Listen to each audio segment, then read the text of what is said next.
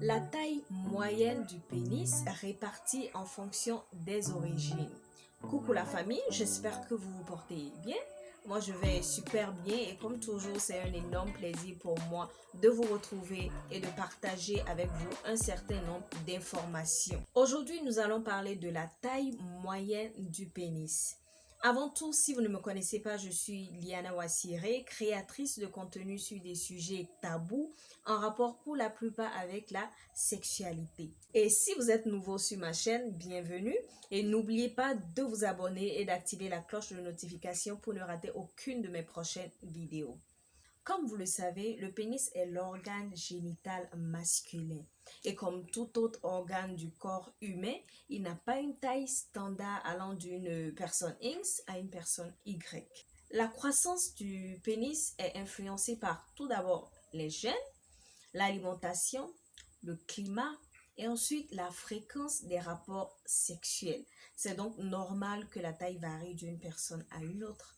Mieux, d'un peuple à un autre, étant donné que les hommes issus d'une même communauté ont la majorité de leurs gènes en commun, ont pratiquement les mêmes habitudes alimentaires et vivent dans les mêmes conditions climatiques. Quand on va plus loin, on a la possibilité de faire un classement national, voire continental. Moi, j'ai choisi de vous parler du classement continental. Évidemment, ce n'est pas moi qui ai eu à faire l'étude statistique, mais les résultats sont bel et bien là. Je n'ai juste eu qu'à vérifier ces informations-là sur des sites scientifiques avant de venir vous en parler. Voilà donc la taille moyenne du pénis répartie par continent. Top, c'est parti.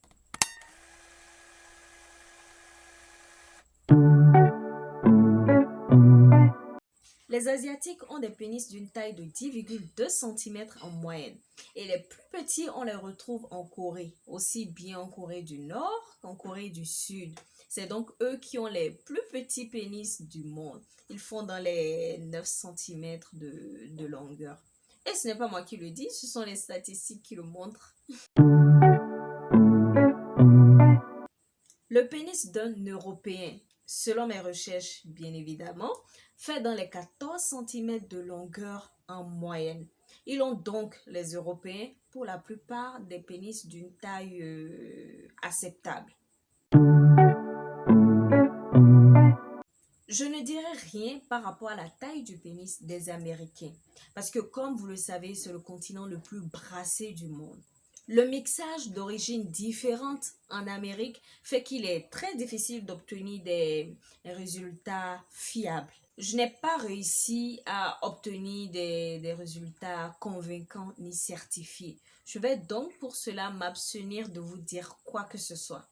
Néanmoins, si par chance, au sein de notre communauté, nous avons des femmes vivant en Amérique, ou qui sont mariées à des Américains, n'hésitez pas, soyez autant ouvertes que moi, n'ayez pas de retenue et venez nous informer, s'il vous plaît. Laissez donc un petit commentaire en notifiant la taille, si vous le savez, des pénis des Américains. Si vous le savez, bien sûr. L'Afrique bat le record, mes chéris. Les Africains font en moyenne 16 à 18 cm de longueur quand il s'agit de la taille de leur pénis. Et les pionniers sont les Congolais. Félicitations les gars. Mesdames, voilà donc pour vous des indices pour vous permettre d'avoir une idée sur la taille du pénis d'un homme que vous rencontrez en vous basant uniquement sur ses origines. Mais n'oubliez surtout pas qu'en matière de plaisir sexuel, la taille du pénis n'est pas le plus important. Voilà, c'était tout pour aujourd'hui. Ce fut un énorme plaisir pour moi de partager ces quelques informations-là avec vous. J'ai déjà hâte de vous retrouver la semaine prochaine. En attendant, prenez soin de vous, prenez soin de votre partenaire et à la semaine prochaine. Je vous fais plein de câlins, plein de bisous et à la semaine prochaine. Bye bye!